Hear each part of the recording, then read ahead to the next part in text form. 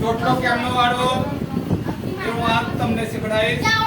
તમારા ઘરે મમ્મીને એમ બચારા કામમાં વ્યસ્ત હોય, આપણે ગામડામાં ઘણું બધું કામ હોય એટલે આપણે મમ્મીને કામમાં વ્યસ્ત હોય ત્યારે ચોટલો કઈ રીતે વાળીને આવું, ચલો હું તમને શીખડાવું. પહેલા આ રીતે 3 તમારે વાળના ભાગ બનાવી દેવાના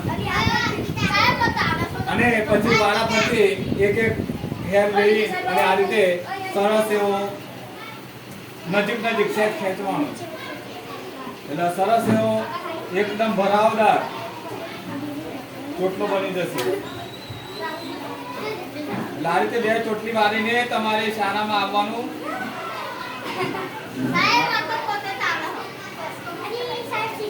આ રીતે આપણે જો પેલો સરસ એકદમ નજીક બને છે ને, આ રીતે આપણે ચોટલો વાળવાનો. ચલો જો આટલો ચલો તમારે જાતે નાની બહેન હોય અને આ રીતે ચોટલો વાળીને તમારે તમારી મમ્મીને મદદ થઈ શકે છે. કેટલી સરસ